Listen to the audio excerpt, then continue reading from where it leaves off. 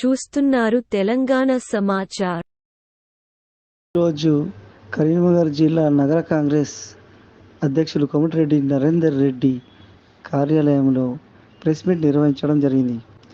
Komatireddy Narender Reddy BRS అవినీతి పాలన పైన స్థానిక ఎమ్మెల్యే గంగుల కమలాకర్ పైన భగ్గుమన్నారు. బీజేపీ ఎంపీ బండి సంజయ్ తన ఎంపీ పదవిలో ఉంటూ కరీంనగర్కి ఏమీ నిధులు తీసుకురాలేదని చెప్పారు. ఈ కార్యక్రమంలో తాజుద్దీన్, ముక్కా భాస్కర్, నదీం, మిరాజ్, ధన్నా సింగ్, అరుణ్, శ్రావణ్ తదితరులు పాల్గొన్నారు. ప్రభుత్వ నిబంధనలకు విరుద్ధంగా ప్రభుత్వ మరి వాళ్ళ సొంత రాజ్యమైనట్టు వాళ్ళు ఏం చెప్తే అదే ఇష్టారాజ్యంగా జరిగినటువంటి పరిస్థితులలో రాష్ట్ర వ్యాప్తంగా కాంగ్రెస్ ప్రభుత్వం వచ్చిన తర్వాత గతం ప్రభుత్వ హయాంలో జరిగినటువంటి అవినీతి భూ కబ్జాల మీద ఉక్కుపాదం మోపి దాంట్లో భాగంగా కరీంనగర్లో కూడా కలుగులో పొగ పెడితే ఎలుకలు బయటకు వచ్చినట్టు ఇవాళ ఒక్కొక్కటి బయటకు వస్తూ ఉన్నాయి. A10 10 మంది దోషులుంటే కిందికెళ్ళి A9, A8, A7, A6 వస్తూ ఉన్నారు. ఇంకా A1, A2 కూడా రావాల్సినటువంటి అవసరం ఉంది. అంటే ఈ భూ కబ్జాలకు మూల కారకులైనటువంటి వాళ్ళను కూడా బయటకు తీయాల్సినటువంటి అవసరం ఖచ్చితంగా ఉంది. అది తప్పకుండా జరగాలని చెప్పి మేము కాంగ్రెస్ పార్టీ పక్షాన కోరుతా ఉన్నాం. వాటన్నిటి మీద ఇంకా చాలా అప్లికేషన్లు వస్తూ ఉన్నాయి పోలీసులకు. అంటే ఏ స్థాయిలో కరీంనగర్లో కబ్జాలు జరిగినాయి, దీని వెనుక మరి ఎంత పెద్ద హస్తాలు ఉన్నాయి, వీటన్నిటి కూడా మరి తెలుస్తూ ఉంది. ఇదంతా బయటకు రావాల్సిన అవసరం కూడా ఉంది. అదేవిధంగా ఒక భూ కబ్జాలే కాదు, గతంలో మేము కాంగ్రెస్ పార్టీగా చెక్ డ్యామ్ కొట్టుకపోతే మానేరు వాగులో 2,50,00,000 విలువైనటువంటి చెక్ డ్యామ్ కొట్టుకపోతే ఆ రోజు మేము దాన్ని ప్రజల దృష్టికి, మీడియా దృష్టికి, అప్పుడున్న ప్రభుత్వం జరుగుతున్నటువంటి నష్టాన్ని మేము తీసుకెళ్తే పెడచెవిన పెట్టినటువంటి పరిస్థితి.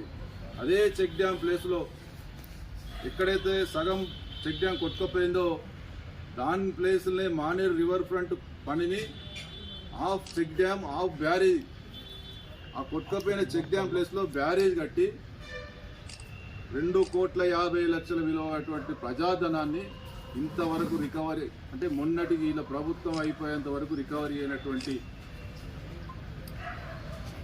అవినీతి ప్రభుత్వం మొన్నటిదాకా నడిచింది.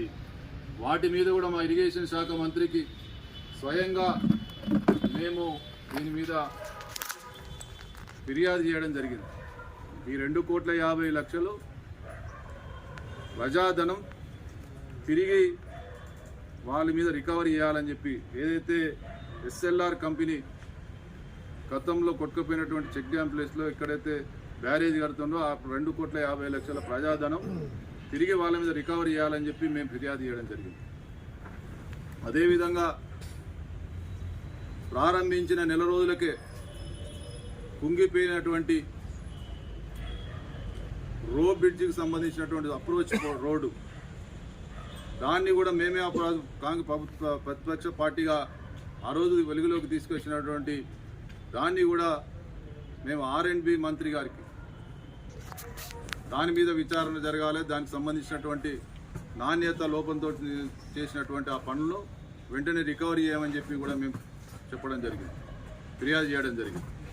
అదేవిధంగా R&B గెస్ట్ హౌస్ సంబంధించి ఎట్లా జరుగుతుంది విచారణ, స్మార్ట్ సిటీ పనులకు సంబంధించి ఎక్కడికక్కడ ఫుట్పాత్లు కొట్టుకుపోయి డ్యామేజ్ అయ్యి అశాస్త్రీయంగా నాణ్యత లోపంతో జరిగినటువంటి స్మార్ట్ సిటీ పనులకు సంబంధించి కూడా మేము సంబంధిత మున్సిపల్ శాఖ ముఖ్యమంత్రి గారి దగ్గరే ఉంది కాబట్టి వారికి కూడా ఫిర్యాదు చేస్తూ ఉన్నాం. అదేవిధంగా కూడళ్ల సుందరీకరణ పేరు మీద ఇష్టం వచ్చినట్టు అంచనాలు పెంచి దోచుకున్నటువంటి గత పాలకుల వాళ్ళు ఇప్పుడు ఉన్నప్పటికీ కూడా వీటన్నిటి మీద విచారణ జరగాలని చెప్పి మేము అందరికీ కూడా ఫిర్యాదు చేయడం జరిగింది. మేము స్మార్ట్ సిటీ తెచ్చినా అని చెప్పుకున్నటువంటి వినోద్ కుమార్ ఆ రోజు 2004లో కాంగ్రెస్ పార్టీ అధికారం వచ్చిన తర్వాత అండర్ గ్రౌండ్ డ్రైనేజ్ తీసుకురావడం వల్లనే స్మార్ట్ సిటీకి అర్హత కలిగిందన్న సంగతి ఆయన మర్చిపోతా ఉన్నాడు, ఆయనకు తెలియదు. నేను స్మార్ట్ సిటీ తీసుకొచ్చినా అని చెప్పి మాట్లాడేటువంటి వినోద్ కుమార్ జరిగినటువంటి అవినీతిలో అశాస్త్రీయంగా జరిగినటువంటి దానిలో నువ్వు భాగస్వామ్యమా కాదా అని అడుగుతా ఉన్నావు. ఈ ప్రభుత్వం వక్ఫ్ బోర్డు ప్రాపర్టీకి సంబంధించి దాన్ని కూడా బయటకు కాంగ్రెస్ పార్టీ చూస్తూ ఊరుకోదు, వాటన్నిటి కూడా బయటకు తీస్తాం. దీనిలో 1, 2, 3, 4 అన్నిటి కూడా మరి బయట తెలిసేంతవరకు కాంగ్రెస్ ప్రభుత్వం ఊరుకోదని చెప్పి చెప్తా ఉన్నాం. అదేవిధంగా బండి సంజయ్ కుమార్ చిలక పలుకులు వలుకుతా ఉన్నాడు. 10 సంవత్సరాలుగా రేషన్ కార్డులు ఇవ్వలేదు, లబ్ధిదారులను ఎట్లా సెలెక్ట్ చేస్తారు? 10 సంవత్సరాలుగా చట్టా పట్టాలు వేసుకొని ఇదే బీఆర్ఎస్ ప్రభుత్వంతో బీఆర్ఎస్కు బి టీమ్గా బీజేపీకి బి టీమ్గా మీరు ఇద్దరుండి మరి ఎందుకు మాట్లాడలేరు? రేషన్ కార్డులు ఇస్తలేరని చెప్పి ఎందుకు మాట్లాడలే? స్మార్ట్ సిటీ పనులు ఎక్కడికక్కడ మరి డ్యామేజ్ అవుతూ ఉంటాయి, అశాస్త్రీయంగా నాణ్యత లోపంతో ఉండటం ఒక పార్లమెంట్ సభ్యుని ఎందుకు మాట్లాడలే? అదేవిధంగా బండి సంజయ్ కుమార్ చిలక పలుకులు వలుకుతా ఉన్నాడు. 10 సంవత్సరాలుగా రేషన్ కార్డులు ఇవ్వలేదు, లబ్ధిదారులను ఎట్లా సెలెక్ట్ చేస్తారు? 10 సంవత్సరాలుగా చట్టా పట్టాలు వేసుకొని ఇదే బీఆర్ఎస్ ప్రభుత్వంతో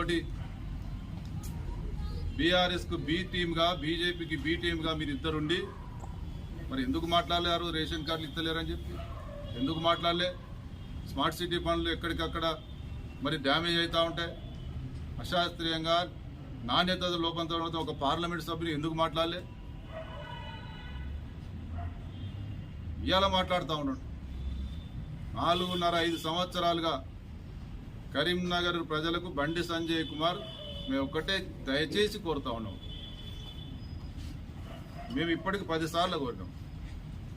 నిజంగా కరీంనగర్ పార్లమెంటు నియోజకవర్గానికి నువ్వు చేసిన పని ఏందో శ్వేతపత్రం విడుదల చేయి. ఒక్కటో అరనో ఏది ఎంత చేస్తే అంత చేయి, లేకపోతే క్షమాపణ చెప్పి. నేను 4.5 సంవత్సరాలుగా మేము కరీంనగర్ పార్లమెంటు పరిధి నేను దాటి ఎక్కడెక్కడో తిరిగినా ప్రజలు నన్ను క్షమించు అని చెప్పి క్షమాపణ కోరు. లేదంటే నువ్వు ఏం చేసినావో చెప్పని అడుగుతాము. గది చేతగాక రేషన్ కార్డులు ఇస్తలేరు, ఒకటే రోజులో రేషన్ కార్డులు ఇస్తారా? 10 సంవత్సరాల నుంచి ఇయ్యనోళ్ళు ఇవాళ మేము ఖచ్చితంగా ప్రజాపాలనకు సంబంధించిన దరఖాస్తులో రేషన్ కార్డుకు సంబంధించినటువంటి దరఖాస్తును ఇక్కడికక్కడ తీసుకోమని చెప్పడం జరిగింది, తీసుకున్నారు. దానికి సంబంధించినటువంటి సర్వే జరుగుతూ ఉంది. అలా అరువులోలు కానులోలు అనేది మొట్టమొదటి ప్రాధాన్యతగా ఉన్నోళ్ళందరికీ దీనికి సంబంధించినటువంటి 6 గ్యారెంటీలు ఎవరైతే రేపు కరెంటు విషయంలో కానీ సిలిండర్ కానీ ఏది కానీ అరువులందరికీ వస్తే తర్వాత వాళ్ళకు కూడా ఖచ్చితంగా అమలు పరిచేటువంటి చిత్తశుద్ధితో కాంగ్రెస్ ప్రభుత్వం ఉంది.